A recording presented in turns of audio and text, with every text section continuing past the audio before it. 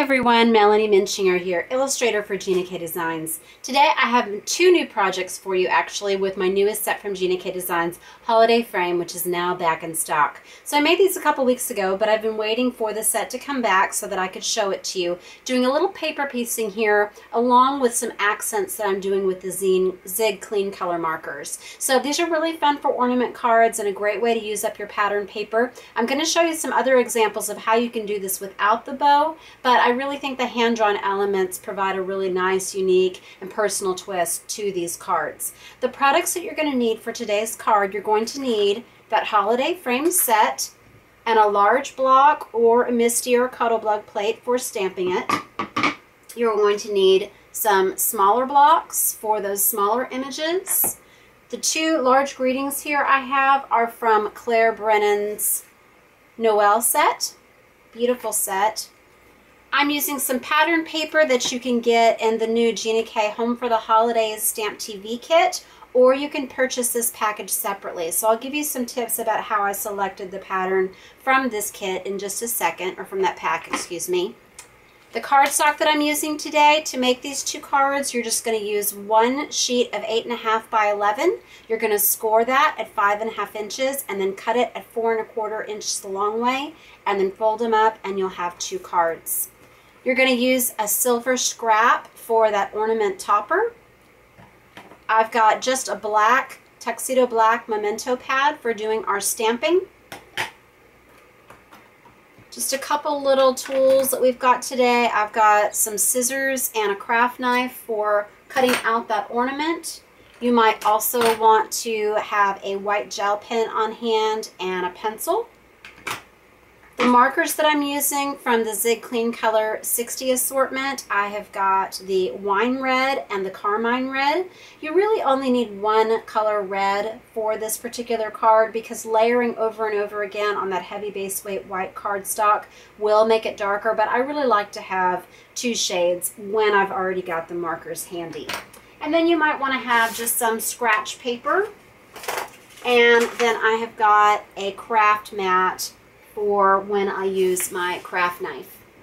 Okay, so let's get started. Oh, and finally, I do have just a little bit of bling here, just some adhesive rhinestones. Okay, so to begin, we are going to pick out our patterned paper.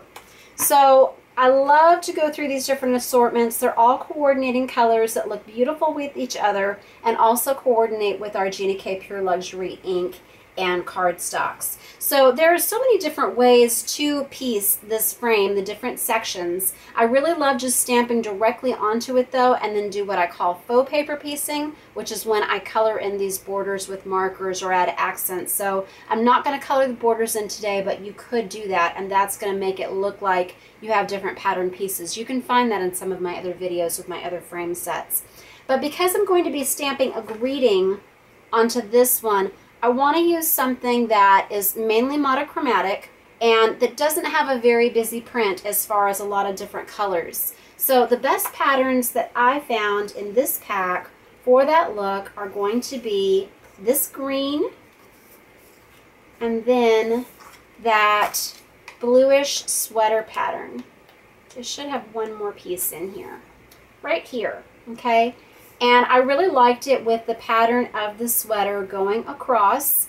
And if you want to figure out, I did my cutting before, you might want to stamp the frame onto it and then do your cutting, but it's just a little bit easier for me not to drag my big cutter over here into the video. But I really like using the image sheet for putting it over the pattern paper. That way you can have the pattern lined up on both sides and choose which sections you want to show up in certain areas. So this one I actually trimmed a little bit differently than the one on my card. So it's going to come out with a slightly different pattern and alignment, but that's okay. I'm gonna kind of doctor this one up with the markers a little bit differently, and I like to be able to show you different things. So here's my piece of paper, and I cut it to just under 4 1/8 by just under 5 3/8. And I tried it out just to show you with that green pine pattern paper that's in there. And I think these came out really cute too. The bow doesn't show up as well on this, so that's something you can always do if you have a tiny little scrap or just in the corner. Test a marker that you're going to be using over it to see what that marker is going to look like when you go onto it with a certain color. All right, so we're going to begin. We need to stamp the frame out twice. It's going to go onto our pattern paper, and it's also going to go onto our white card base. And if you'll notice also, I just want to point out, so on this particular card, I've got it hanging straight down, but I also think it's really fun to have it cocked to the side in an angle for a more whimsical look. Okay, so let's stamp our frame. I've already got it on the block, and I like to have it just lined up with one of those top lines on the grid. And I'm going to ink it up with the Memento Tuxedo Black, and I'm going to go across. I want to make sure that my pad is going across 2 sections of the outline at all times, because if I go into the middle, it's going to get ink there in the center where I don't want it. So go across here, and then on the sides here. And just make sure the corners are done. That's usually the culprit when I miss anything. I don't have that corner. So you can tip it in the light and see that it's all inked up. And then I'm just going to flip it over here.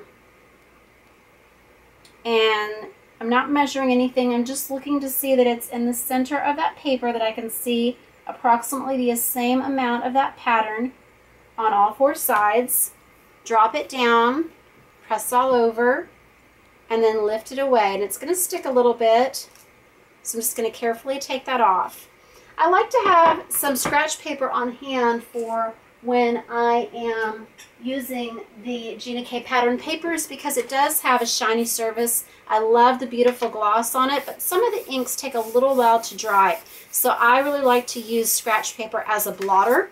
So you see some of the ink came off here. Let's do it one more time. And that's just going to prevent you from smearing your project. It will dry instantly on the smooth cardstock. So I'm going to stamp it one more time here. So let's ink this up. Now you could also, if you wanted to do this as a more clean and simple layout, you could just do the ornament on a clean white card base. And that's always beautiful for Christmas cards.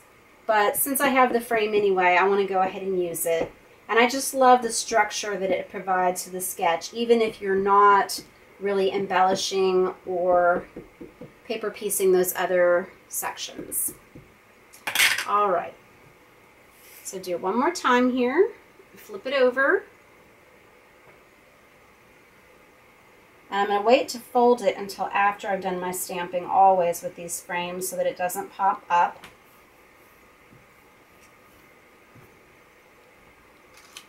Okay, perfect. All right. Now what I want to do is I'm going to get my craft mat, and I'm going to cut out this center piece. So I like to use the craft knife just to get it started. I don't want to poke into it and have it tear. And I also don't want to go all the way around the circle. I do think it's easier to cut a circle. You can also use one of those little swivel knives, and I love those. I can't find mine right now.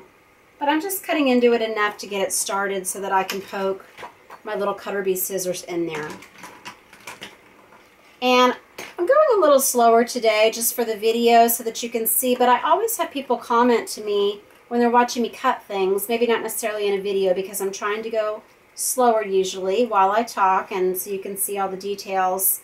But the way that I'm able to cut so fast, I find that it's a lot faster and you get a lot more control by turning the paper instead of turning your scissors. So just continuously cutting, but then turning that paper around, I found is the best way to do any kind of cutting or fussy cutting on cards.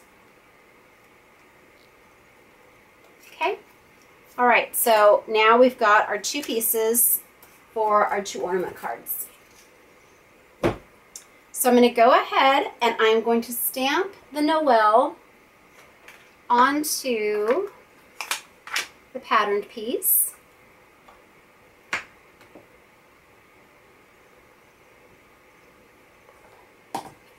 Again, in the Memento ink. And you want to look first, since it's a bold image, just make sure you have really good coverage on that. And see, I love how that section turned out just right in the middle there, but if it's not, don't worry about it, but it really looks planned. And pull that away. Very easy to read on that blue and creamy white. And then again, I'm just going to blot that. So see, just a little came off. Blot it again. And then I'm going to take the Carmine red marker, and I just want to add just some little accents to these centers. I just think that's just kind of a nice fun touch. Gives it a little bit more pop, and it's going to tie your red ribbon in. And then if you want to do these little ones, you can. So as much time as you want to spend. You could add a little bit around there, but I think that's all I want. All right, now I'm going to go ahead and adhere this to my card base.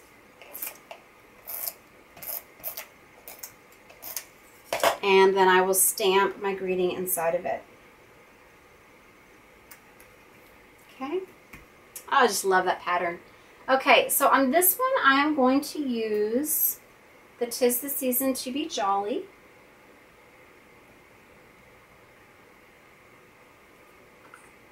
Pick it up again in the Tuxedo Black.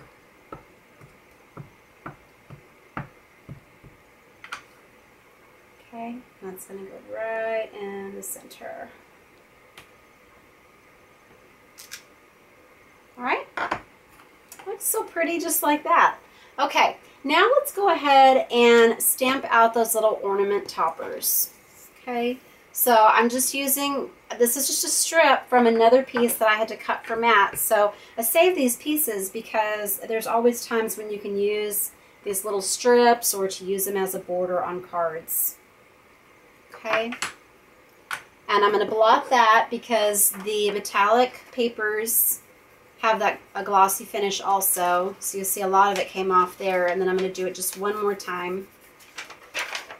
And then just a little tip, the reason I said to get out that white gel pen, because I don't want to cut the inside of that little hole, but I want it to look like you can see through it. I'm just putting a little bit in here inside the center of that ring. Okay, so let's go ahead and cut this out. And I always go around the big sections first and then leave those little hoops for last.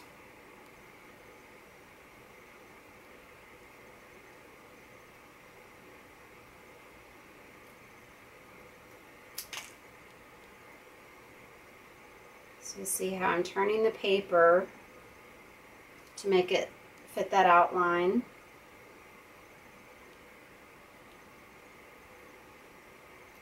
So we've got one, and then here's the second one. You can also use that scratch paper for practicing doing these bows that we're going to do in a minute. If you don't feel comfortable drawing them yourself, I've got a couple other cards to show you how you can do that. Okay, so we're going to go ahead and I'm going to adhere this to the frame. So again, you could do it this way, but I'm going to do it off at the angle. And then we're going to put just a tiny bit of adhesive on the back of these little silver toppers. Or you could use a glue dot, or you might choose to do a gel pen. Okay, so I'm going to put one here. And one here. Okay, all right, so now I want to do, scoop a little bit, now I want to do those bows. So I really wanted to put a bow in this set for the topper, but just didn't have enough room with all the other things that I wanted to add. So I'm taking my lighter red marker, and I just want to make 4 simple loops. And what I love about this marker is how you can go so thin or so thick depending on the angle. So you might want to try that a little bit on your scratch paper just to test it out first and see how doing the different strokes or holding it at a different angle is going to create a different look. Now don't worry about how you can kind of see through the brushing when it goes on the side. It's still a very juicy marker. It's just that those little bristles are kind of spreading out. So we're going to go back and fill that in. So these are going to be kind of like upside down teardrops that you're going to be making. So we've got one. Okay, so you see how I'm holding it at the tip, but then I'm pulling it back down to make it thicker. And if it's not as thick as you want, you can go back and do that later. And I don't mind that it's going through that section there. So if you want to make it skip, by all means, it's your card. Okay? And then I just want to have a few pieces coming out.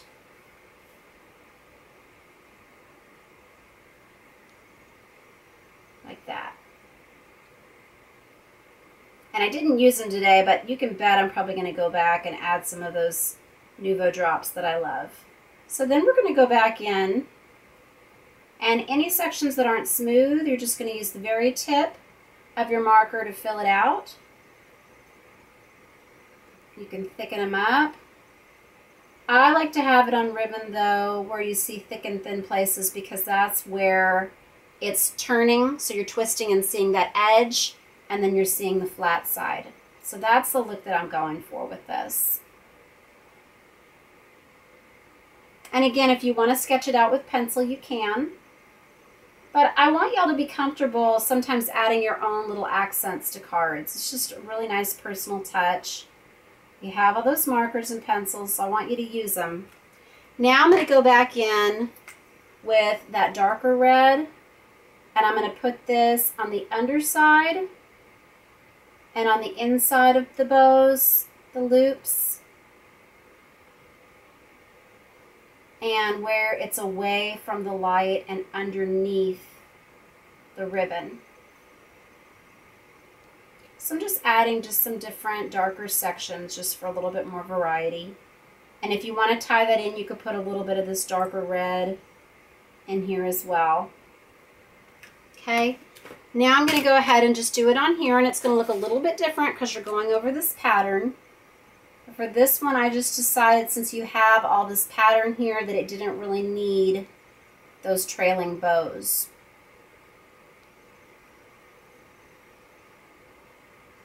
Okay, so that's all we've got there. And then a little bit of this darker red.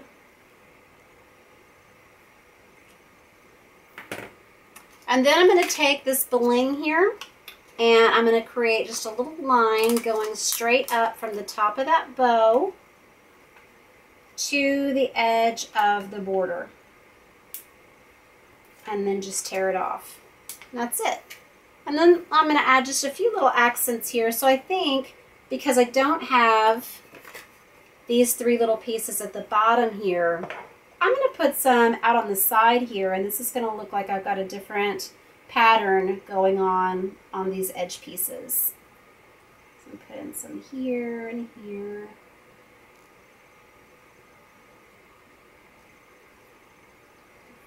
And this.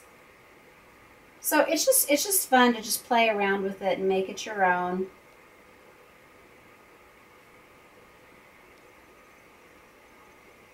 Okay. And that's it.